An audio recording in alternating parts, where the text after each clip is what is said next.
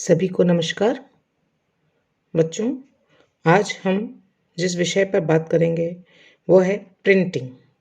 पिछली दोनों कक्षाओं में हमने डाइंग के बारे में बात करी थी कि रंगाई किस किस प्रकार से की जा सकती है, और आपके कोर्स के अनुसार हमने बंधेज और बातिक, जो बातिक एक प्रिंटिंग का प्रकार है, लेकिन बातिक और बंधेज के बारे में हमने विस्तृत चर्चा की थी। आज हम बात करेंगे प्रिंटिंग की, प्रिंटिंग या छपाई। अब सबसे पहले आपके लिए जानना ज़रूरी है कि छपाई किस किस प्रकार से होती है।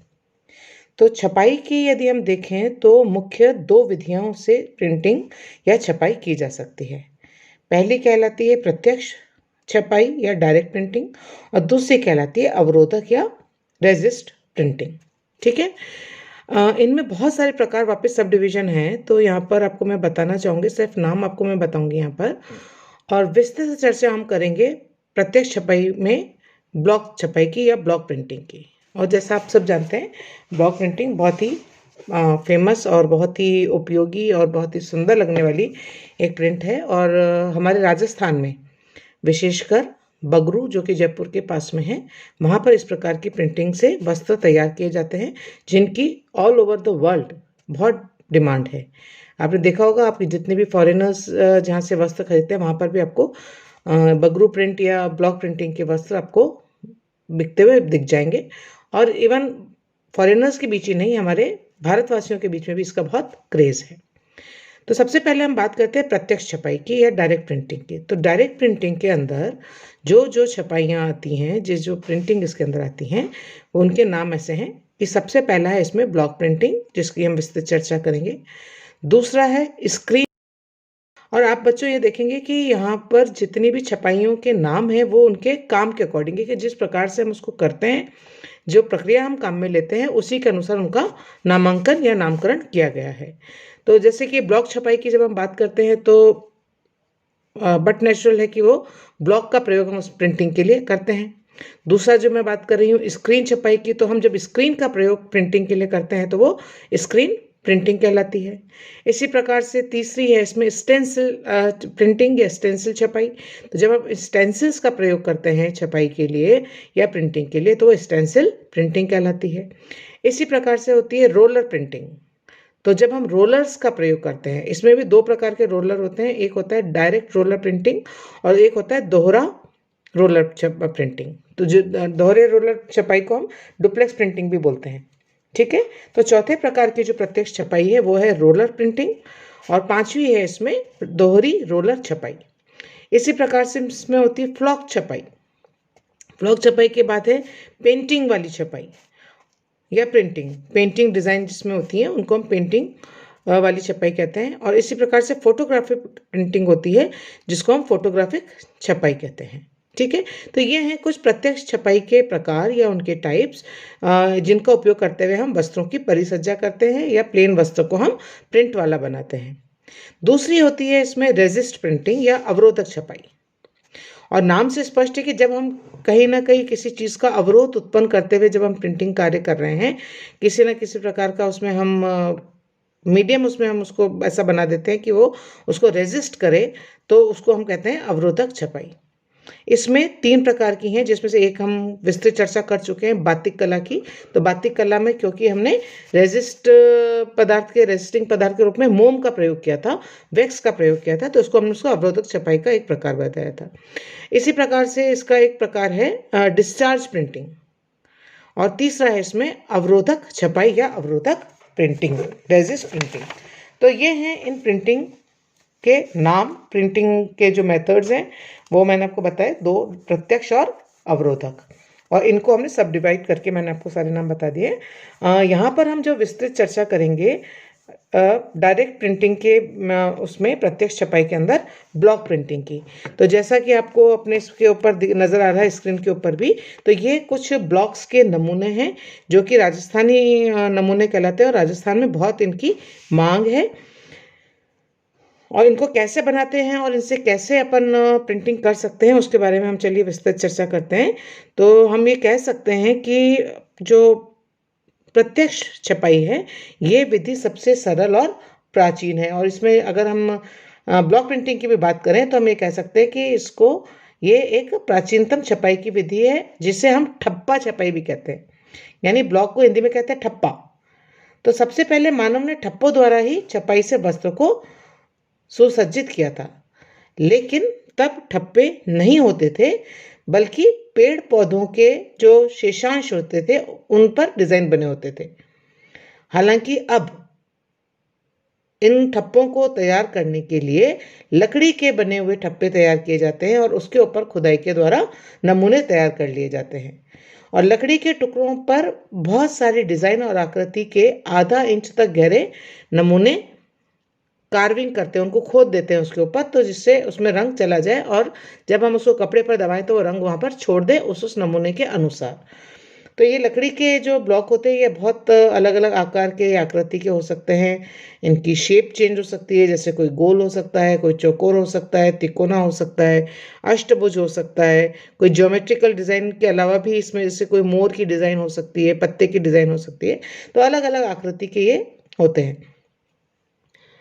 तो इसको ये छपाई क्योंकि बहुत सरल है और कम लागत की है, लेकिन इसमें श्रम बहुत अधिक लगता है क्योंकि इसमें और सावधानी भी रखनी पड़ती है, क्योंकि जरा सा भी अगर डिजाइन इधर उधर हो जाएगा तो वो वस्त्र कोई पसंद नहीं करेगा। तो उसके अंदर बहुत सावधानी पूर्वक ठप्पों को लगाना होता है। हालांकि ये कार्य कई घरों में गृहिणियां भी करती हैं और इसको अपना आय का उन्होंने साधन बना रखा है। ब्लॉक छपाई के लिए हम जिन रंगों का प्रयोग करते हैं वो होते हैं रासायनिक रंग। तो रासायनिक रंगों का गाढ़ा घोल तैयार किया जाता है, जिसमें एक मिनी पैड को एक ट्रे में रख देते हैं और उस पैड या बोरे के टुकड़े या स्पंज के टुकड़े को इसमें हम उपयोग करते हैं।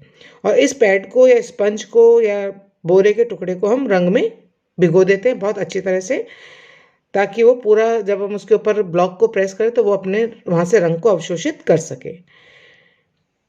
ठीक है। तो ब्लॉक पर छपाई करने के लिए सबसे पहले क्या करते हैं, एक समतल सतह लेकर के सपाट स्थान पर टेबल पर एक गद्दा बिछा दिया जाता है। गद्दे के ऊपर हम एक साफ कपड़ा बिछाते हैं और फिर इसी कपड़े के ऊपर उस कपड़े को बिछाया जाता है जिसके ऊपर हमको छपाई करनी है। और ये जो रासायनिक रंग है जिनको हमने पैड के ऊपर जो हमने लिया उसको हम अर्ध तरल अवस्था में प्रयोग करते हैं। तो रंग को अर्ध तरल पेस्ट के रूप में बनाकर हम उस पैड के ऊपर उस ब्लॉक को डुबाते हैं और इसके बाद ब्लॉक को वहां से उठाकर जिस वस्त्र पर हमको छपाई करनी है और जिस स्थान पर करनी है, वो बेल भी हो सकती है, बीच के बूटे भी हो सकते हैं, तो वहां पर हम उस ब्लॉक को रखकर कस के दबा देते हैं, जिससे वो नमूने वस्त्र पर अंकित हो जाते हैं। और आपको ये पता होना चाहिए कि जो इनिशियली जो ये ब्लॉक होते हैं वो शीशम या सागवान की लकड़ी के नमूने से बनते हैं और कभी कभी इनको लिनोलियम या नरम धातु के बने ब्लॉक भी काम में लिए जा सकते हैं या लिए जाते हैं। हाथ से छपाई के लिए लकड़ी के ठप्पे या ब्लॉक को काम में लाते हैं और इनकी गहराई जैसा कि मैंने आपको बताया आधा इंच तक होती है। डिजाइन और रंगों की संख्या के आधार पर ब्लॉक या ठप्पों का सेट तैयार होता है और इन्हीं के अनुसार इन ठप्पों को बूटा, दुग्गा, तिग्गा, चौगा और पाचा कहा जाता है। यानी जैसे किसी एक बूटे में 5 कलर हैं तो सेम डिजाइन के 5 ब्लॉक तैयार किए जाएंगे और हर जो अंग जहां पर जो पार्ट हमको जिस रंग का रखना है उसको उस हिसाब से तैयार कर लिया जाता है। ठीक है। तो ब्लॉक प्रिंटिंग द्वारा वस्त्र की छपाई लेकिन बहुत महंगी पड़ती है क्योंकि इसमें अत्यधिक श्रम और समय लगता है। इस विधि से छपे वस्त्र कला के बहुत उत्तम नमूने माने जाते हैं और इनको जिन वस्त्रों के ऊपर इनका प्रयोग किया जाता है वो आपकी बेडशीट्स हैं, चादरें हैं, टेबल कवर है, पर्दे हैं, साड़ियाँ हैं। आजकल सूट भी बहुत चलने लगे हैं इनके। तो ब्लॉक प्रिंटिंग इन सब वस्त्रों के ऊपर की जाती है। ब्लॉक प्रिंटिंग करते समय हमें जो विशेष ध्यान में रखने की बात है वो ये है कि उसमें कहीं आपका हाथ हिल नहीं जाए, वरना उसकी सीक्वेंस बिगड़ जाएगी, आपके रंग इधर उधर मिल जाएंगे आपस में और उसमें व्यवधान आ सकता है और वो देखने में बिल्कुल उसकी सुंदरता प्रभावित हो सकती है। जब हम लकड़ी के ब्लॉक का जो निर्माण की बात करते हैं तो ये सबसे ज़्यादा जयपुर में तो होता ही है, कुछ आपको पुष्कर में भी आपको इनके ब्लॉक बने हुए दिख जाएंगे, तो वहाँ पर आपको मिलते हैं। इसके अलावा इनका निर्माण फर्रुखाबाद में, मेरठ में, पीठापुर में इनका निर्माण किया जाता है। सांगानेरी प्रिंट में फूलों पर आधारित बूटियों का प्रचलन अधिक होता है। और सांगानेर भी आपको पता होना चाहिए, ये जयपुर में ही स्थित है। तो वहाँ की सांगानेरी प्रिंट है, वहाँ पर भी इस ठप्पे का काम होता है। और इसी प्रकार से बगरू, जो कि जयपुर से लगभग 30-35 किलोमीटर दूर है, वहाँ पर भी इस रंगाई और छपाई का प्रमुख केंद्र माना जाता है। बहुरंगी नमूने बनाने के लिए एक रंग से छपाई हो जाने के बाद उन्हें सूखने के लिए छोड़ देते हैं, और जब एक रंग सूख जाता है तब दूसरे रंग से छपाई की जाती है। और इसके पश्चात स्टीम की सहायता से, भाप की वाष्प की सहायता से इन रंगों को पक्का किया जाता है। ठीक है। कुछ रासायनिक रंग जो होते हैं वो सूखने के बाद स्वतः ही गहरे हो जाते हैं, उनका रंग चेंज हो जाता है, थोड़े डार्क हो जाते हैं। और जैसा कि मैंने बताया कि एक रंग को सूखने पर ही हम दूसरे रंग का प्रयोग करना चाहिए, दूसरे रंग की छपाई की जाती है। छपे हुए वस्त्र को 12 से 24 घंटे के लिए छोड़ दिया जाता है। और कलफ, भाप के अलावा हम कलफ का भी प्रयोग करते हैं, जिससे कि वस्त्र सुंदर, आकर्षक लगे और उसका रंग भी पक्का हो जाए। डिज़ाइंस आपको ये देखने को इस पे स्क्रीन पे मिल रही हैं, जिसमें मोर है, पत्ती है। मोर की 2 डिज़ाइन मैंने आपको इसमें दिखा रखी है, और साथ ही इसमें हाथी है, फूल पत्तियां हैं, फूलों का आकार है, और इसमें मानव आकृतियां भी बनाई जाती हैं।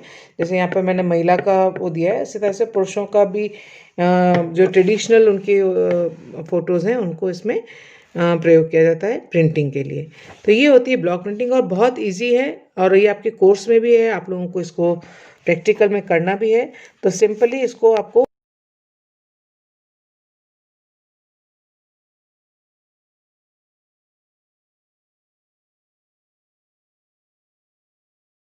तैयार मिल जाते हैं। वो छोटे छोटे ब्लॉक्स लेकर के आपको इनके नमूने तैयार करने हैं। और अगर हम सबसे छोटा रूप लें तो रुमाल के ऊपर भी इस प्रिंटिंग को बहुत आसानी से और बहुत सुंदरता से किया जा सकता है। प्लेन वस्त्र जितने भी हैं, जैसे आपकी कोई फ्रॉक है या कोई सूट है, उसके ऊपर आप ब्लॉक ऊपर से भी कर सकते हैं। और आजकल इसमें जो मॉडिफिकेशन है उसमें हम इसमें फैब्रिक कलर्स का भी प्रयोग करने लगे हैं। तो छोटे अगर नमूने हैं तो आपको ज़्यादा महंगा नहीं पड़ता, और आप फैब्रिक कलर के अंदर इन ब्लॉक्स को अच्छी तरह से डुबा करके वस्त्र को पहले डिस्टार्च करें, और उसके बाद में उसके ऊपर इन ब्लॉक की सहायता से उस पर मनचाहा आकृति में आप प्रिंट ले सकते हैं। तो ये है आपकी ब्लॉक प्रिंटिंग, सबसे सरल, सबसे सुंदर टू यूज़। तो और हर कोई इसको बना सकता है। तो आप इसके नमूने भी तैयार करेंगे, प्रैक्टिकल की कक्षा में मैं आपको इसके बारे में डिटेल में बताऊंगी। तब तक के लिए ये चैप्टर आपका यहीं पर समाप्त हो जाता है, जिसमें आपने 2 प्रकार की रंगाई, जिसमें बंधेज और बातिक, और तीसरी आपने एक प्रिंटिंग जो कि ब्लॉक प्रिंटिंग है, उसके बारे में आपने विस्तृत रूप से जानकारी प्राप्त करी। तब उसके अलावा आपको इसके अलावा और भी कोई जानकारी प्राप्त होती है तो आप उसको इसमें ऐड कर सकते हैं। Good bye.